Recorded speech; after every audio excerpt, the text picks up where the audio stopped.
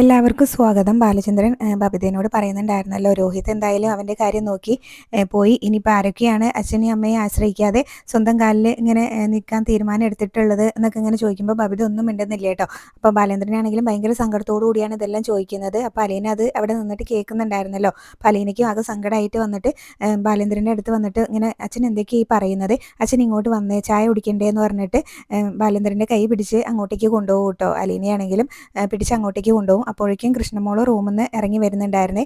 അപ്പോൾ എന്നാന്നിങ്ങനെ ചോദിക്കേ ബബിതേനോട്. അപ്പോൾ ബബിത പറയുന്നുണ്ടായിരുന്നു, അച്ഛന് ഞാൻ എന്തോ തെറ്റ് ചെയ്ത പോലെയാണ് എന്നോട് സംസാരിക്കുന്നതെന്ന് പറയുമ്പോൾ, ചേച്ചി എന്നാ തെറ്റാ ചെയ്തതെന്ന് ചോദിക്കുമ്പോൾ, അച്ഛൻ വന്നത് ഞാൻ അറിഞ്ഞില്ല, അതാണെന്ന് പറയും കേട്ടോ.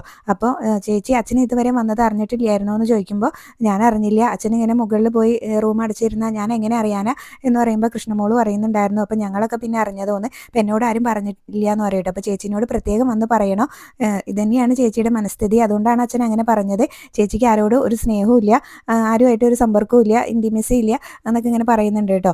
സ്വന്തം അമ്മയോട് പോലും ഇല്ല, ഈ വീട്ടിലുള്ള ആരോടും ഇല്ല എന്ന് പറയുമ്പോൾ, ഓ ഇൻറ്റിമസി മാങ്ങാ തൊലിയാണ്, എന്നെ ഇഷ്ടമല്ല, കണ്ടുകൂടാ, അത്ര എണ്ണയെന്ന് പറഞ്ഞിട്ട് ബബിത അവിടെ നിന്ന് അങ്ങ് ദേഷ്യപ്പെട്ട് പോവേ. അത് കഴിഞ്ഞ് പിന്നീട് കൃഷ്ണമോള് വൈജയന്തിനെ വിളിക്കും കേട്ടോ. വിളിച്ചിട്ട് ചോദിക്കുന്നുണ്ടായിരുന്നു, അമ്മ എന്തെടുക്കുവാന്ന് ചോദിക്കും. അപ്പം ഞാൻ എന്നാ എടുക്കാനാ, ഞാനിവിടെ കിടക്കുവാണെന്ന് പറയും കേട്ടോ. അല്ലാതെ ഇപ്പോൾ എന്തെടുക്കാനാന്ന് പറയുമ്പോൾ കൃഷ്ണമോള് പറയുന്നുണ്ടായിരുന്നു, അച്ഛൻ വീട്ടിലേക്ക് വന്നല്ലോ, അമ്മ അറിഞ്ഞായിരുന്നോ എന്ന് ചോദിക്കും. അപ്പോൾ വൈജയന്തി പറയുന്നുണ്ടായിരുന്നു, നേഴ്സുമാർ വന്ന് പറഞ്ഞു ഡിസ്ചാർജ് ആയി പോയി എന്നൊക്കെ എന്ന് പറയൂ കേട്ടോ. അപ്പോൾ അമ്മയോട് പറഞ്ഞിട്ടല്ലല്ലേ അച്ഛൻ പോകുന്നതെന്ന് പറയുമ്പോൾ, അല്ലെങ്കിൽ എന്നോട് പറഞ്ഞിട്ടല്ലല്ലോ ഇവിടെ വന്ന് അഡ്മിറ്റ് ആയതും എന്ന് പറയുമ്പോൾ, അത് ശരിയാ, അച്ഛൻ ഇവിടെ കുഴഞ്ഞു വീണപ്പോൾ അമ്മേനെ ഫോൺ വിളിച്ച് അറിയിച്ചില്ലല്ലോ എന്ന് പറയുമ്പോൾ, ഹോസ്പിറ്റലിൽ വന്ന ശേഷം അറിയിക്കാമായിരുന്നല്ലോ എന്നാണ് കേട്ടോ ഇങ്ങനെ വൈജയന്തി ആണെങ്കിലും പറയുന്നത്.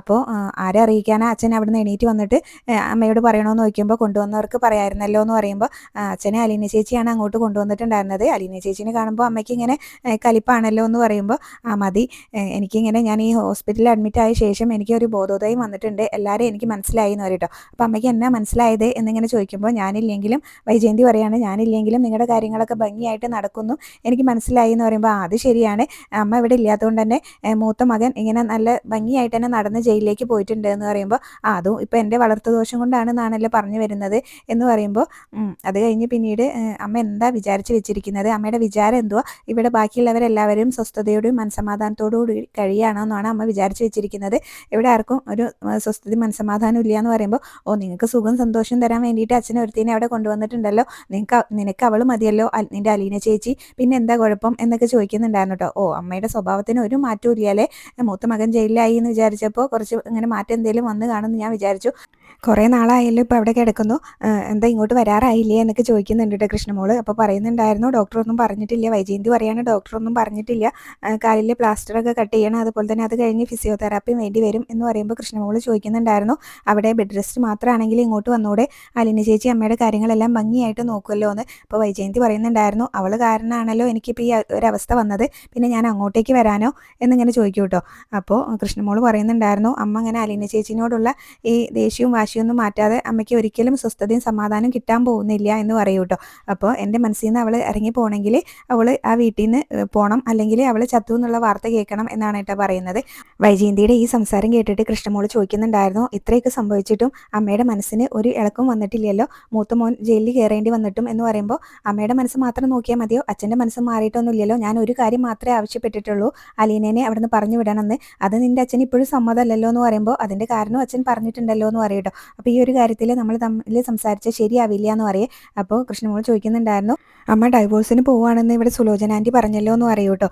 അപ്പോൾ വൈജയന്തി പറയുന്നുണ്ടായിരുന്നു, അലീനേനെ ആ വീട്ടിൽ നിന്ന് ഇറക്കി വിട്ടില്ലെങ്കിൽ പിന്നെ ഞാൻ നിൻ്റെ അച്ഛൻ്റെ ഭാര്യയായിട്ട് ഇരിക്കില്ല, അത് ഞാൻ തീരുമാനിച്ചതാ എന്ന് പറയുന്നുണ്ട്. അപ്പോൾ കൃഷ്ണമോളാണെങ്കിലും പറയുന്നുണ്ടായിരുന്നു, അമ്മയൊന്നും മനസ്സ് വെച്ചാൽ മതി, അച്ഛൻ അമ്മയോടുള്ള പിണക്കെല്ലാം മാറും എന്ന് പറയുമ്പോൾ വൈജയന്തി പറയുകയാണ്, ഈ കാര്യം എനിക്കിങ്ങനെ നിന്നോട് സംസാരിക്കാൻ താല്പര്യമില്ല, ഞാൻ എന്തായാലും ഫോൺ വയ്ക്കുകയാണ്, വിളിച്ചതിൽ ഏറെ സന്തോഷമുണ്ട്, അമ്മ അങ്ങനെ മരിച്ചിട്ടില്ല എന്ന് ഓർത്ത് വിളിച്ചല്ലോ എന്ന് പറയട്ടെ. എന്നിട്ട് കോളങ്ങ് കട്ട് ചെയ്യുന്നുണ്ടായിരുന്നു കേട്ടോ. കൃഷ്ണമോള് തിരിച്ചൊന്നും ഇങ്ങനെ പറയാൻ കാത്തു നിൽക്കുന്നില്ല കേട്ടോ, പെട്ടെന്ന് അങ്ങ് വൈജ കോള് കട്ട് ചെയ്യുകയാണ് ചെയ്യുന്നത്. അത് കഴിഞ്ഞ് പിന്നീട് ബാലചന്ദ്രനാണെങ്കിലും പത്രം വായിച്ചുകൊണ്ടിരിക്കുകയായിരുന്നു കേട്ടോ. അപ്പോൾ അലീന ചായയും കൊണ്ട് വരുന്നുണ്ടായിരുന്നു. അപ്പോൾ ബാലേന്ദ്രനാണെങ്കിലും ആകെ ഇങ്ങനെ തലവേദനയും എല്ലാം ഉണ്ട്. അപ്പോൾ അലീന വരുമ്പോൾ തന്നെ ചോദിക്കുന്നുണ്ട്, എന്നാന്നിങ്ങനെ ചോദിക്കും കേട്ടോ. അപ്പോൾ കണ്ണ് വേദനിക്കുന്നുണ്ട്, അതിൻ്റെ കൂടെ തലവേദനയും തുടങ്ങിയെന്ന് പറയേ. അപ്പോൾ അലീന ചായ കൊടുത്തിട്ട് അവിടുന്ന് നേരെ അങ്ങ് പോകുന്നുണ്ടായിരുന്നു കേട്ടോ. പിന്നീട് ഷെൽഫിൽ നിന്ന് ഒരു ബാമ്പു എടുത്തുകൊണ്ടാണ് കേട്ടോ അലീന തിരിച്ച് ബാലചന്ദ്രൻ്റെ അടുത്തേക്ക് വരുന്നത്. എന്നിട്ട് അലീന അങ്ങനെ അവിടെ ബാലേന്ദ്രൻ്റെ അടുത്തിരുന്നിട്ട് പറയുന്നുണ്ടായിരുന്നു, അച്ഛൻ ചായ കുടിച്ചോ, ഇത് ഞാൻ ശരിയാക്കി തരാമെന്ന് പറഞ്ഞിട്ട് ബാമൊക്കെ നെറ്റിയിൽ തേച്ച് കൊടുക്കുകയാണ് കേട്ടോ. എന്നിട്ട് അലീനയാണെങ്കിലും കൈകൊണ്ട് ഇങ്ങനെ ബാലേന്ദ്രൻ്റെ തലയിലേക്ക് ഇങ്ങനെ തലോടുകയും ചെയ്യുന്നുണ്ട്. അപ്പോൾ ബാലേന്ദ്രനാണെങ്കിലും പിന്നീട് ഇങ്ങനെ വിഷമിച്ചാണല്ലോ ഇരിക്കുന്നത്. അപ്പോൾ അതുകൊണ്ട് അലീന പറയുന്നുണ്ടായിരുന്നു, അലീന ഇങ്ങനെ ആദ്യം ചോദിക്കുന്നുണ്ടായിരുന്നു, അച്ഛൻ ഇങ്ങനെ പത്രത്തിലെ വാർത്ത വായിച്ചതുകൊണ്ടാണോ അച്ഛന് തലവേദന വന്നതെന്ന് ചോദിക്കുന്നുണ്ട്. അതൊരു കാരണമാവാം എന്ന് ബാലേന്ദ്രൻ പറയുകയും ചെയ്യുന്നുണ്ട്. അപ്പോൾ അലീന പറയും, അച്ഛൻ ഇങ്ങനെ തളരാതെ നിന്നാൽ മതി, ഇതൊക്കെ നമുക്ക് മറികടക്കാമെന്ന് പറയും. ബാലേന്ദ്രനാണെങ്കിലും അപ്പോൾ അലീനയോട് ഇങ്ങനെ പറയുന്നുണ്ടായിരുന്നു, നീ എന്താ പറയുന്നതെന്ന് നിനക്ക് പോലും അറിയില്ല, ഈ കുടുംബം ആകെ ചിന്നി ചിതറി ഇങ്ങനെ നാമാവശേഷമായിട്ട് കിടക്കുകയാണ്, പിന്നെ എങ്ങനെ ഇതൊക്കെ മറികടക്കുന്നതെന്ന് ചോദിക്കും. അപ്പോൾ അലീന പറയുന്നുണ്ടായിരുന്നു, ഇതൊക്കെ നമുക്ക് മറികടക്കാന്നേ എന്ന് പറയൂ കേട്ടോ. എന്നിട്ട് പറയുകയാണ്, യുദ്ധം ഇങ്ങനെ തകർത്തിട്ടുള്ള പട്ടണങ്ങളും അതുപോലെ തന്നെ ഭൂകമ്പം വന്ന് തകർന്ന കെട്ടിടങ്ങളും എല്ലാം തന്നെ പുതുക്കി പണിയുന്നില്ലേ, അതൊക്കെ അതുപോലെ കിടക്കുകയാണോ, എല്ലാം പുതുക്കി പണിയുന്നില്ലേ, അപ്പോൾ നമുക്ക് ഇതും പുതുക്കി പണിയാന്ന് പറയുമ്പോൾ അപ്പോൾ ബാലേന്ദ്രൻ അലീനയോട് ചോദിക്കുന്നുണ്ടായിരുന്നു, എവിടുന്ന് തുടങ്ങും മോളെ, ആരെ കൊണ്ട് പറ്റും ഇതൊക്കെയെന്ന് ചോദിക്കുകയാണ് കേട്ടോ. അപ്പോൾ അലീന പറയുന്നുണ്ടായിരുന്നു, അച്ഛൻ വിഷമിക്കാതിരിക്കെ, ഇങ്ങനെ വിഷമിച്ചുകൊണ്ടിരുന്നിട്ട് നമുക്കൊന്നും കിട്ടാനില്ലല്ലോ, അപ്പോൾ ഇതെല്ലാം ശരിയാവും, അങ്ങനെ ചിന്തിച്ചാൽ നമുക്ക് ഒരു പ്രതീക്ഷയെങ്കിലും ഉണ്ടല്ലോ എന്നാണ് കേട്ടോ അലീന പറയുന്നത്. അപ്പം ബാലേന്ദ്രനാണെങ്കിലും വളരെ വിഷമത്തോടു കൂടി പറയുന്നുണ്ടായിരുന്നു, ഞാനിങ്ങനെ വർഷങ്ങളായിട്ട് വിചാരിച്ച് വെച്ചുകൊണ്ടിരുന്നത് ഇത് നല്ലൊരു കെട്ടുറപ്പുള്ള മാതൃകാപരമായിട്ടുള്ളൊരു കുടുംബമാണെന്നാണ്, പക്ഷേ അങ്ങനെയൊന്നല്ല എന്ന് മനസ്സിലാക്കാൻ നീ ഇവിടെ വരേണ്ടി വന്നു എന്ന് പറയൂ കേട്ടോ. ഇത് വെറും ഒരു ഫേക്ക് ഫാമിലി ആയിരുന്നു എന്ന് പറയുന്നുണ്ട്. അതിങ്ങനെ മനസ്സിലാക്കാൻ നീ ഇവിടെ വരേണ്ടി വന്നു. ഒരു കണക്കിന് പറഞ്ഞാൽ വൈജ പറയുന്നത് ശരിയാണ്, നീ ഇവിടെ വന്നതിന് ശേഷമാണ് ഈ കുടുംബം ഇങ്ങനെ നശിച്ചത് എന്ന് പറയുന്നുണ്ട് കേട്ടോ. അപ്പോൾ അലീന ഇങ്ങനെ വന്നിട്ട് ബാലേന്ദ്രനോട് പറയുന്നുണ്ടായിരുന്നു, അച്ഛ അങ്ങനെയൊന്നും പറയല്ലേ എന്ന് പറയും. അപ്പോൾ ബാലേന്ദ്രനാണെങ്കിലും അലീനയോട് ഇങ്ങനെ ചോദിക്കുകയാണ്, എങ്ങനെ പറയാതിരിക്കും അലീന എന്നിങ്ങനെ ചോദിക്കൂ കേട്ടോ. എന്നിട്ട് പറയുന്നുണ്ടായിരുന്നു, പരസ്പര വിശ്വാസവും പരസ്പര ബഹുമാനവും പരസ്പര ഉള്ള സ്നേഹവും പരസ്പരമുള്ള ആശ്രയം, ഈ ഒരു 4 തൂണിനല്ലേ ഒരു കുടുംബം പണിയേണ്ടത്, പക്ഷേ ഇവിടെയുള്ള തൂണുകൾ ഏതാണെന്ന് നീ തന്നെ ഒന്ന് ചിന്തിച്ച് നോക്ക്. ചതി, വഞ്ചന, അഹന്ത, അഹങ്കാരം, ഈ ഒരു 4 തൂണിലാണ് നീ വരുന്നത് വരെ ഈ കുടുംബം നിന്നത്. നീ വന്നപ്പോൾ അതങ്ങ് പൊട്ടിപ്പോയി എന്ന് പറയൂ കേട്ടോ. നീ ഈ കുടുംബം തകർത്തു എന്നല്ല മോളെ ഞാൻ പറഞ്ഞു വരുന്നത്, ഇതൊരു ഫേക്ക് ഫാമിലിയാണെന്ന് നീ കാണിച്ചു തന്നു എന്ന് അറിയട്ടോ. ഇവിടെ ആർക്കെങ്കിലും ആരോടെങ്കിലും സ്നേഹമുണ്ടോ? ഇല്ല. അതുപോലെ തന്നെ വിശ്വാസം ഉണ്ടോ? അതുമില്ല. ബഹുമാനം ഉണ്ടോ? അതുമില്ല. പിന്നെ പരസ്പരമുള്ള ആശ്രയം, അതിങ്ങനെ പലർക്കും പലതിനും വേണ്ടിയിട്ട് എന്നെ വന്ന് ആശ്രയിക്കും, അല്ലാതെ ഒന്നുമില്ല എന്നിങ്ങനെ പറയുകയാണ് കേട്ടോ. ബാലേന്ദ്രനാണെങ്കിലും ആകെ സങ്കടപ്പെട്ടാണ് ഇതെല്ലാം പറയുന്നത്. അലീനയ്ക്കും ആകെ സങ്കടമാവുന്നുണ്ട്. അപ്പോൾ അലീന ബാലേന്ദ്രനോട് പറയുന്നുണ്ടായിരുന്നു, എനിക്ക് അറിഞ്ഞൂടച്ച, ഞാനൊരു കുടുംബത്തിൽ ഇതുവരെ താമസിച്ചിട്ടില്ല, ഇവിടെ വന്ന ശേഷമാണ് ഒരു കുടുംബം എന്താണെന്ന് തന്നെ ഞാൻ അറിയുന്നത്. സത്യം പറഞ്ഞാൽ എനിക്കിത് നല്ലൊരു കുടുംബമായിട്ട് തോന്നിയിട്ടില്ല, പക്ഷേ ഇത് നല്ലതാക്കി എടുക്കാൻ പറ്റും എന്നുള്ളതാണ് എൻ്റെ വിശ്വാസം. പക്ഷേ ഇവിടെയുള്ള പലർക്കും ഇങ്ങനെ സഹിക്കാനും ക്ഷമിക്കാനുള്ള മനസ്സുണ്ടാവണം. ശ്വാസം ഒന്നും ഒരു നേരം നിലച്ചു പോയിട്ടുണ്ടെങ്കിൽ 2 ദിവസം കൊണ്ട് പുഴുവരിച്ച് ചീഞ്ഞു പോകുന്ന ശരീരമാണ് കൊണ്ട് നടക്കുന്നതെന്നുള്ള ഒരു ചിന്ത വേണം എല്ലാവർക്കും. പിന്നെ പേര് പോലുമില്ല, ഡെഡ് ബോഡി എന്നിങ്ങനെ പറയൂ കേട്ടോ. അപ്പോൾ അലീനയോട് ബാലേന്ദ്രൻ ചോദിക്കുന്നുണ്ടായിരുന്നു, നീ എന്നെ കൂടി ചേർത്താണ് പറഞ്ഞത് അല്ലേന്ന്. അപ്പോൾ അലീന തിരിച്ചു പറയൂ കേട്ടോ, എന്നെ കൂടി ചേർത്താണ് എന്ന്. എന്നിട്ട് അലീന പറയുന്നുണ്ടായിരുന്നു, മാറ്റം വേണമെങ്കിൽ എല്ലാവരും ഇങ്ങനെ ക്ഷമിക്കണം, എല്ലാവരും സഹിക്കുകയും വേണം എന്ന് പറയും. അത് പറഞ്ഞിട്ട് അലീനയാണെങ്കിലും അവിടെ നിന്ന് അങ്ങ് പോകുന്നുണ്ട്. പിന്നീട് ബാലേന്ദ്രനാണെങ്കിലും എന്തൊക്കെയോ ഇങ്ങനെ ചിന്തിച്ച് വിഷമത്തോടു കൂടി ഇങ്ങനെ നിൽക്കുകയാണ് കേട്ടോ അവിടെ. പിന്നീട് ശരണ്യനെ വീട്ടിലേക്ക് കൊണ്ടുവന്നിട്ടുണ്ട് കേട്ടോ. അച്ഛനും അമ്മയും പിടിച്ചാണ് ശരണ്യനെ റൂമിൽ കൊണ്ട് കിടത്തുന്നത്. കുറച്ച് നാട്ടുകാരൊക്കെ അവിടെ കൂടിയിട്ടുണ്ടായിരുന്നു. അപ്പോൾ അവരും പറയുന്നുണ്ടായിരുന്നു, എങ്ങനെ നടന്നിരുന്ന കൊച്ചാണ്, നല്ലൊരു കൊച്ചായിരുന്നു എന്നൊക്കെ പറയുന്നുണ്ട് കേട്ടോ. കേസും വഴക്കൊക്കെ എന്തായി ആവോ എന്ന് പറയുകയാണ്. അച്ഛനും അമ്മയും ആകെ വിഷമിച്ചാണ് കേട്ടോ ശരണ്യനെ ഇങ്ങനെ നോക്കി നിൽക്കുന്നത്. അവിടെ ശരണ്യയുടെ അമ്മയാണെങ്കിലും അവിടെ ശരണ്യയുടെ അടുത്ത് തന്നെ ഇരിക്കുന്നുണ്ട്. അപ്പോഴേക്കും വനിതാ കമ്മീഷനിൽ നിന്നുള്ള ഏതോ ഒരു സ്ത്രീ അങ്ങോട്ടേക്ക് വരുന്നുണ്ടായിരുന്നു കേട്ടോ. അപ്പോൾ അതിനിങ്ങനെ കസേരയൊക്കെ ഇട്ട് കൊടുക്കുന്നുണ്ട്. അപ്പോൾ ശരണ്യയുടെ അമ്മയാണെങ്കിലും പറയുന്നുണ്ടായിരുന്നു, എൻ്റെ കൊച്ചു കിടക്കുന്ന കിടപ്പ് കണ്ടോ, എങ്ങനെ തുള്ളിച്ചാടി നടന്നിരുന്ന കൊച്ചാണ് എന്നൊക്കെ പറയേ. അപ്പോൾ ആ സ്ത്രീയാണെങ്കിലും അവിടെ വന്ന് ഇങ്ങനെ ഇരുന്നിട്ട് ശരണ്യനെ വിളിക്കുന്നുണ്ട് കേട്ടോ. മോളെ ശരണ്യ ഇങ്ങോട്ട് നോക്ക്, മോൾ ഒന്നുകൊണ്ടും പേടിക്കൊന്നും വേണ്ട, മോളുടെ കൂടെ പോലീസും സർക്കാരും പാർട്ടിക്കാരും എല്ലാ സംഘടനകളും ഉണ്ട് എന്ന് പറയുന്നുണ്ട് കേട്ടോ. മോള് വിഷമിക്കേണ്ട, മോളുടെ ഇങ്ങനെ ജോലിക്കും പഠിപ്പിനും വേണ്ടിയിട്ടുള്ള എല്ലാ കാര്യങ്ങളും ഇങ്ങനെ സർക്കാരിനോട് റെക്കമെൻഡ് ചെയ്യുമെന്നൊക്കെ പറയുന്നുണ്ട് കേട്ടോ. അത് കഴിഞ്ഞ് പിന്നീട് ഒരുപാട് സന്ദർശകരൊന്നും വേണ്ട, മോൾക്കിപ്പോൾ ഇങ്ങനെ റെസ്റ്റാണ് വേണ്ടത്, ഇങ്ങനെ ഓരോരുത്തർ വന്ന് ഓരോന്ന് ചോദിച്ചിട്ടുണ്ടെങ്കിൽ മോൾക്കത് ടെൻഷൻ ഉണ്ടാക്കും, അതുകൊണ്ട് അധികം സന്ദർശകരൊന്നും വേണ്ട എന്നൊക്കെയാണ് കേട്ടോ പറയുന്നത്. മോള് റിലാക്സ് ചെയ്യട്ടെ എന്ന് പറയുന്നുണ്ട്. അത് കഴിഞ്ഞ് പിന്നീട് നല്ല ആഹാരമൊക്കെ കൊടുക്കണം കേട്ടോ എന്നാണ് പറയുന്നത്. ഇനിയിപ്പോൾ പോലീസിന് മൊഴി കൊടുക്കണമെങ്കിൽ നല്ല കോൺഫിഡൻസ് വേണം, അതുകൊണ്ട് നല്ല ആഹാരമൊക്കെ കൊടുക്കണം കേട്ടോ എന്നൊക്കെ പറയുമ്പോൾ ശരണ്യയുടെ അമ്മ പറയുന്നുണ്ടായിരുന്നു, അതിന് ഇവളൊന്ന് സംസാരിക്കുന്ന പോലും ഇല്ലല്ലോ എന്നൊക്കെയാണ് കേട്ടോ പറയുന്നത്. എപ്പോഴും ഇങ്ങനെ മരിച്ചാൽ മതി എന്നൊക്കെയാണ് പറയുന്നത് എന്ന് പറയുമ്പോൾ ആ സ്ത്രീ പറയുന്നുണ്ടായിരുന്നു, മരിക്കാനോ, മോളല്ല മരിക്കേണ്ടത്, മോളെ ദ്രോഹിച്ചവരാണ് മരിക്കേണ്ടത്, മോൾക്ക് ഇങ്ങനെ അവർക്ക് ഞങ്ങൾക്കെതിരെ മൊഴി കൊടുക്കേണ്ടേ, അതുകൊണ്ട് ധൈര്യമായിട്ട് ഇരിക്കുക, മോളിങ്ങനെ ഒറ്റയ്ക്കല്ല കേട്ടോ, ഞങ്ങളുടെയൊക്കെ കൂടെ ഉണ്ട്, വനിതാ കമ്മീഷൻ്റെ എല്ലാ സപ്പോർട്ടും മോൾക്കുണ്ട് കേട്ടോ എന്ന് പറയും. അത് കഴിഞ്ഞ് അവരാണെങ്കിലും പോവുകയാണ് കേട്ടോ. ഒരുപാട് ജോലി ബാക്കിയുണ്ട്, എന്തെങ്കിലും ആവശ്യമുണ്ടെങ്കിൽ വിളിച്ചാൽ മതി, നമ്പർ തന്നിട്ടുണ്ടല്ലോ എന്ന് പറയൂ കേട്ടോ അച്ഛനോട്. അപ്പോൾ അച്ഛൻ അതേന്ന് പറയുന്നുണ്ട്. പിന്നീട് അമ്മേനോടും ശരണ്യയുടെ അമ്മേനോടും പോയിട്ട് വരാമെന്ന് പറഞ്ഞിട്ടാട്ടോ പോകുന്നത്.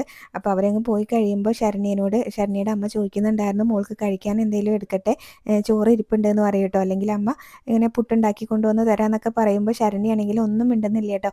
അപ്പോൾ ശരണ്യയുടെ അച്ഛനാണെങ്കിലും പറയുന്നുണ്ടായിരുന്നു, മോളോട് എന്താ വേണ്ടതെന്ന് ചോദിക്കാതെ അവൾക്ക് വേണ്ടതെല്ലാം ഉണ്ടാക്കി കൊണ്ട് കൊടുത്താൽ മതി എന്ന് പറയേ.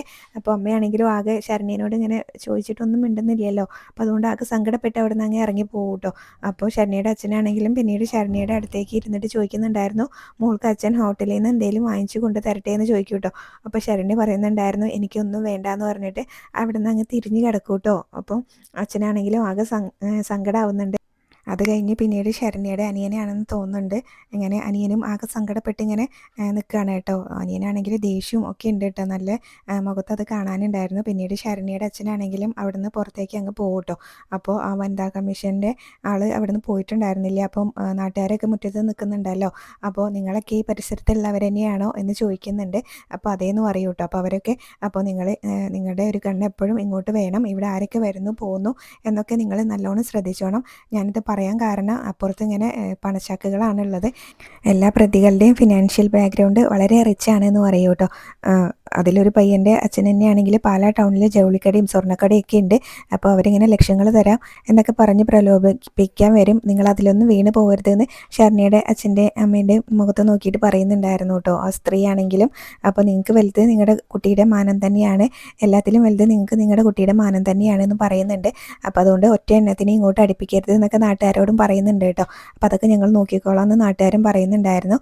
അപ്പോൾ ആ സ്ത്രീ ആണെങ്കിലും ഇങ്ങനെയൊക്കെ പറയുന്ന സമയത്ത് ശരണ്യയുടെ അച്ഛനും അമ്മയ്ക്കൊക്കെ ഭയങ്കര സങ്കടമാവുന്നുണ്ട് കേട്ടോ. അപ്പോൾ ഇത്രയും കാണിച്ചുകൊണ്ടാണ് ഇന്നത്തെ എപ്പിസോഡ് അവസാനിച്ചിട്ടുണ്ടായിരുന്നത്.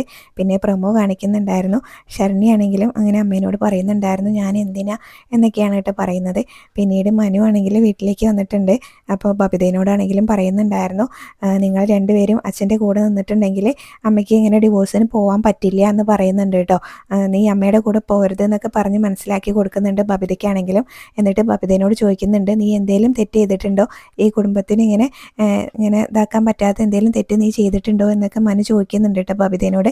അപ്പോൾ ബബിതയാണെങ്കിലും ഒന്നും മിണ്ടാതെ തല താഴ്ത്തി ഇങ്ങനെ നിൽക്കുകയാണ് ചെയ്യുന്നത്. അപ്പോൾ ഇത്രയൊക്കെയാണ് പ്രമോല് കാണിച്ചത്. റിവ്യൂ ഇഷ്ടപ്പെട്ടെങ്കിൽ ചാനലൊന്ന് സബ്സ്ക്രൈബ് ചെയ്ത് സപ്പോർട്ട് ചെയ്യണേ. താങ്ക്